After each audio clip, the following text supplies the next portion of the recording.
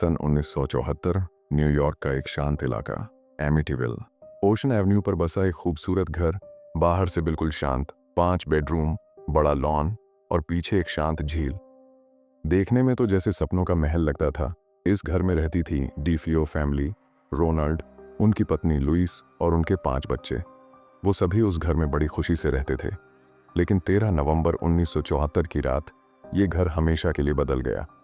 उस रात परिवार का बड़ा बेटा रोनाल्ड डिफियो जूनियर, जो उस समय 23 साल का था, चुपचाप उठा और अपने हाथ में एक राइफल लेकर अपने माँ बाप के कमरे की तरफ बढ़ा।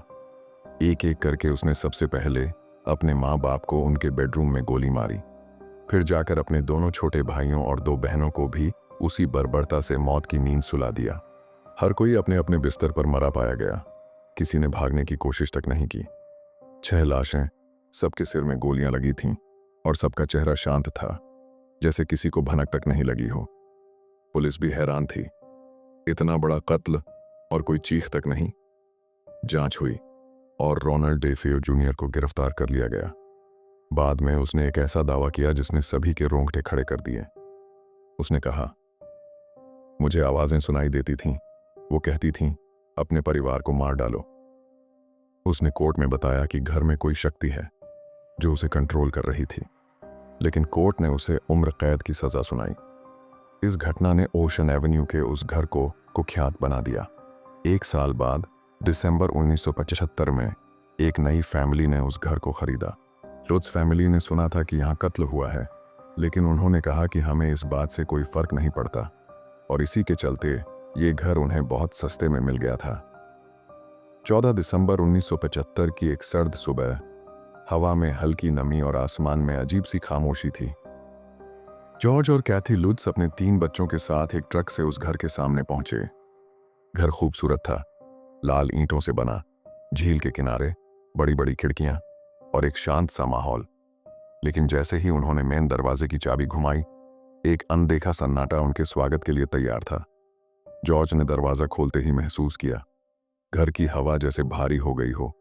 कैथी ने बच्चों को अंदर भेजा, लेकिन उनके चेहरे पर हल्का सा शक था, जैसे कुछ गड़बड़ है। उन्होंने एक कैथोलिक पादरी फादर मनकूसो को बुलाया ताकि वो घर को आशीर्वाद दे सकें और बीते खून के निशान को मिटा सकें। फादर मनकूसो दोपहर को आए। उनके हाथ में पवित्र जल, बाइबल और क्रॉस था। जैसे ही उन्होंने घर के ऊपर वाले कमरे, जो पहले डीफियो के माता पिता का कमरा था, वहां पर बाइबल से प्रेयर करना शुरू की, तभी अचानक कमरे में सर्दी बढ़ने लगी, इतनी कि सांसें धुएं जैसी बनने लगी। और फिर एक गूंजती हुई डरावनी आवाज आई, गेट आउट। फादर मानकूसो रुक गए। आवाज गुस्से से भरी हुई थी, मानो कोई उन्हें उस घर में नहीं चाहता था। उनका पूरा शरीर कांपने लगा। उन्होंने तेजी से वहां से निकलने का फैसला किया। घर से लौटने के बाद उनके हाथों में छाले निकल आए, जो दिखने में स्टिग्माटा जैसे थे। जॉर्ज को फादर मनकूसो ने फोन किया और बताया, उस घर में कुछ है जो नहीं चाहता कि आप वहां रहें। लेकिन जॉर्ज ने कहा, हमने अभी अभी घर खरीदा है, हम इसे ऐसे ही नहीं छोड़ सकते। यहीं से शुरू हुआ लुत्ज फैमिली का एक ऐसा सफर जो उन्हें उस मोड़ पर ले जाने वाला था जहां हकीकत और नरक की लकीर धुंधली हो चुकी थी। शुरुआत के कुछ दिन जॉर्ज और कैथी ने कोशिश की कि सब नॉर्मल लगे। बच्चों के लिए क्रिसमस ट्री लगाया गया, घर सजाया गया और जॉर्ज ने फायरप्लेस में लकड़ियां डालकर गर्मी बनाए रखने की कोशिश की। लेकिन धीरे धीरे घर की हर चीज में अजीब से बदलाव आने शुरू हो गए।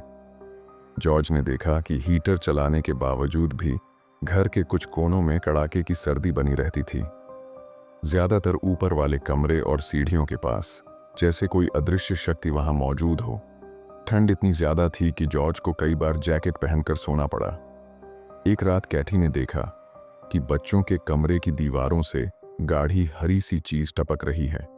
पहले कैथी को लगा कोई पाइप लीक कर रहा होगा, लेकिन जब जॉर्ज ने देखा तो वो स्लाइम दीवारों और डोर के कीहोल से भी निकल रहा था।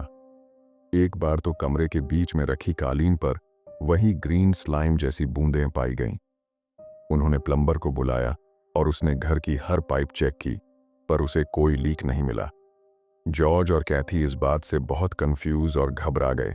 एक दिन परिवार की सबसे छोटी बेटी मेलिसा, जो कि सिर्फ 5 साल की थी, अपने माता पिता से कहती है कि मुझे एक नया दोस्त मिला है।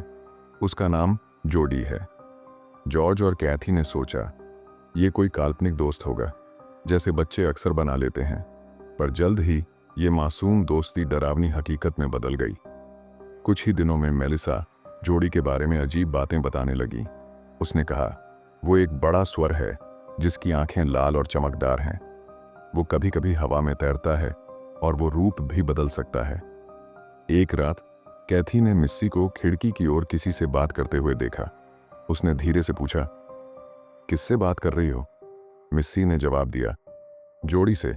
वो कहता है वो अंदर आना चाहता है। कैथी ने जब पर्दा हटाया, उसकी चीख निकल गई। वहां खिड़की के बाहर एक बड़ा सा स्वर जैसा चेहरा और लाल चमकती हुई आंखें उसे घूर रही थीं। कैथी की चीख सुनते ही वो अजीब जीव अचानक गायब हो गया। जॉर्ज तुरंत बाहर दौड़ा, लेकिन हैरानी की बात यह थी कि बर्फ पे कोई भी पैरों के निशान नहीं थे। अब जॉर्ज भी कभी कभी घर के कोनों से लाल आंखों को घूरते हुए महसूस करता था। मेलिसा ने जॉर्ज को बताया कि जोडी ने उसे कहा है कि वो पहले यहाँ रहता था और अब वो हमारे साथ भी यहाँ रहना चाहता है। उसने मुझे बताया कि इस घर में लोग मरे थे और उसने वो सब देखा है। जॉर्ज की नींद हर रात ठीक 3:15 पर खुलती थी। ये वही समय था जब रोनाल्ड ने इस घर में अपनी पूरी फैमिली की बेरहमी से हत्या की थी। शुरुआत में जॉर्ज ने इसे महज इत्तेफाक समझा, लेकिन जैसे जैसे रातें बीतीं, ये एक भयानक नियम बन गया। हर रात जब घड़ी की सुइयां 3:15 पर रुकतीं, घर का माहौल बिल्कुल बदल जाता। एक रात जॉर्ज की आंख खुली और उसे लगा जैसे कोई उसके बिस्तर के पास खड़ा हो। उसने झट से करवट ली, लेकिन वहां कोई नहीं था, सिर्फ एक तेज ठंडी हवा का झोंका, जैसे कोई साया अभी अभी गुजरा हो। फिर अचानक रसोई से आवाज आई, जैसे कोई भारी चीज जमीन पर गिरी हो। जब वो वहां पहुंचा, उसने देखा कि एक चाकू जमीन पर पड़ा था और वहां कोई नहीं था। अगली रात बाथरूम के दरवाजे ने बिना किसी छेड़छाड़ के जोर से बंद होना शुरू कर दिया। पहले एक, फिर दूसरा, फिर अलमारी के कैबिनेट भी जोर जोर से बंद होने लगे, जैसे घर कोई अदृश्य ताकत अपने कब्जे में लेने की कोशिश कर रही हो। एक रात तो मेन दरवाजा अपने आप जमीन पर गिर पड़ा। उसके कब्जे उखड़ चुके थे, लेकिन कोई इंसानी ताकत ऐसा नहीं कर सकती थी। इन घटनाओं के साथ साथ जॉर्ज के अंदर भी कुछ बदलने लगा था। वो जो कभी शांत स्वभाव का इंसान था, अब गुस्सैल और चिड़चिड़ा हो गया था। वो अक्सर बिना वजह बच्चों पर चिल्लाने लगता और कैथी से दूर दूर रहने लगा। जॉर्ज को उसी रात के सपने आने लगे जिस रात रोनाल्ड ने अपने परिवार को मौत के घाट उतारा था। एक सुबह उसने खुद कहा, मुझे लगता है कोई मेरे अंदर आ गया है, जैसे किसी बुरी आत्मा ने मुझे पोजेस कर लिया हो। सब कुछ पहले ही अजीब हो चुका था, पर उस दिन जॉर्ज ने जो देखा, उसने उसकी रूह तक कपा दी। एक दोपहर जब घर में सब सो रहे थे, जॉर्ज अकेले बेसमेंट की तरफ गया। उसे लग रहा था जैसे नीचे से कोई हल्की सी गूंजती आवाज आ रही हो, जो साफ सुनाई नहीं दे रही थी, लेकिन इतनी अजीब कि नजरअंदाज भी नहीं की जा सकती थी। जब वो नीचे पहुंचा, उसे बेसमेंट की दीवार के कोने में एक हल्की सी दरार दिखाई दी। जैसे ही उसने हाथ लगाया और दीवार को थोड़ा धक्का दिया, दीवार के पीछे से एक सीक्रेट कमरा सामने आया। कमरे के अंदर की दीवारें लाल रंग की थीं, न कोई खिड़की, न वेंटिलेशन, न ही बिजली की कोई वायरिंग। वो कमरा जैसे जानबूझकर छुपाया गया था। जॉर्ज कुछ सेकंड तक वहीं खड़ा रहा। उसकी सांसें थम गईं। उसने बाद में कहा, मुझे साफ महसूस हुआ कि इस कमरे में कुछ किया जाता था, कुछ बहुत ही गलत और शैतानी।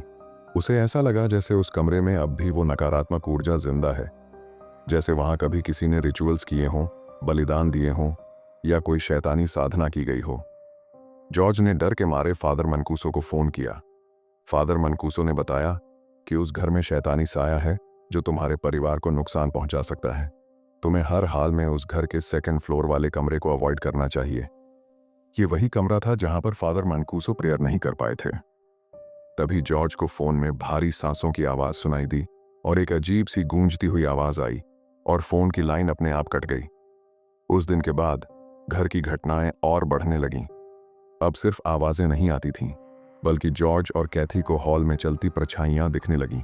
जॉर्ज ने खुद को कई बार रोनाल्ड डेफियो की शक्ल में देखते हुए हेलुसिनेट किया।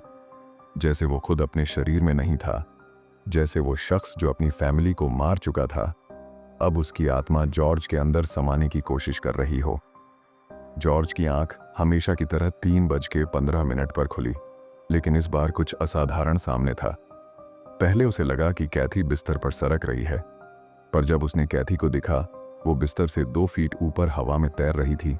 उसकी आंखें बंद थीं, शरीर सीधा था और वो पूरी तरह बेहोश लग रही थी। जॉर्ज एक पल के लिए पत्थर सा जम गया। वो समझ ही नहीं पाया कि क्या करे, जैसे उसके शरीर ने हर प्रतिक्रिया देना बंद कर दिया हो और उसे लगा जैसे एक अनदेखी शक्ति उसे कैथी से दूर कर रही हो। थोड़ी देर बाद वो अपने आप बेड पर आ गई। जॉर्ज ने जब कैथी से इस घटना के बारे में पूछा तो उसने कहा उसे कुछ भी याद नहीं है। इस बात से जॉर्ज और भी घबरा गया। थोड़ी देर बाद जब जॉर्ज बेड पर आराम कर रहा था, तभी बच्चों के कमरे से किसी चीज के पटकने की आवाज आई। वो दौड़कर अपने बच्चों के कमरे में पहुंचा और देखा कि उनके बच्चों के बिस्तर खुद ब खुद जमीन पर जोर से पटकते जा रहे थे, जैसे कोई अदृश्य शक्ति उन्हें हवा में उछालकर नीचे मार रही हो। जैसे ही उसने बच्चों के कमरे में कदम रखा, तब अचानक उसे ऐसा महसूस हुआ जैसे किसी ने आकर उसका गला जकड़ लिया हो। वो सांस नहीं ले पा रहा था, शरीर सुन्न हो गया था, ना आवाज निकल रही थी, ना हाथ पैर हिल रहे थे। वो जमीन पर लेट गया था, जैसे किसी ने उसकी छाती के ऊपर भार रख दिया हो। उसने पूरा जोर लगाया खुद को छुड़ाने के लिए, लेकिन वो ताकत दिखाई नहीं दे रही थी, ना समझ में आ रही थी। कैथी ने जॉर्ज को चीखते हुए सुना। जैसे ही वो उसके पास पहुंची, उसने देखा जॉर्ज पूरी तरह जमीन पर अकड़ा हुआ था और बच्चों के बेड जमीन पर बहुत तेजी से पटके जा रहे थे। कई सेकंड बाद जैसे ही वो पकड़ ढीली हुई, जॉर्ज जमीन से हांफता हुआ खड़ा हुआ। तभी जॉर्ज और उसके बेटे ने वही लाल आंखों वाले सूअर को देखा जो खिड़की से उन्हें देख रहा था। बच्चे डर के मारे रो रहे थे। पूरी रात यही सब चलता रहा, डर, चीखें, कंपन और किसी अनदेखी ताकत की उपस्थिति, जैसे घर का हर कोना शैतानी ऊर्जा से भर गया हो। अगली सुबह जब जॉर्ज ने कैथी का चेहरा देखा, वो दंग रह गया। उसका चेहरा एक 90 साल की बूढ़ी औरत जैसा लग रहा था। झुर्रियां, सूजी हुई आंखें और त्वचा पर नीले धब्बे और चोट के निशान। जॉर्ज को यकीन ही नहीं हुआ कि ये वही कैथी थी जो कुछ घंटों पहले तक बिल्कुल ठीक थी। लेकिन हैरानी की बात यह थी कि कुछ घंटों बाद बिना किसी इलाज के कैथी का चेहरा फिर से सामान्य हो गया। जॉर्ज ने बिना कोई सामान पैक किए कहा, सब कुछ छोड़ो, हम यहां से जा रहे हैं। उन्होंने बच्चों को उठाया, कुछ जरूरी चीजें ली गईं और लुत्स परिवार ने एमिटीविल हाउस को हमेशा के लिए छोड़ दिया।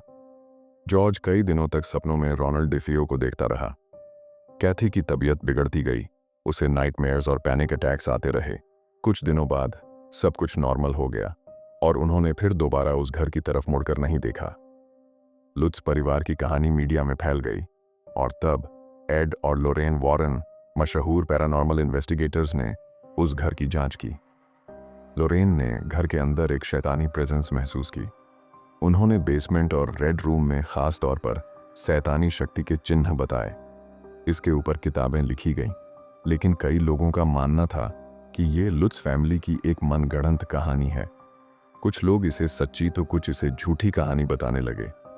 लुत्स परिवार के जाने के बाद भले ही कोई पैरानॉर्मल एक्टिविटी ऑफिशियली रिकॉर्ड नहीं हुई, लेकिन उनकी 28 दिन की कहानी आज भी दुनिया की सबसे चर्चित हॉरर केसेस में गिनी जाती है।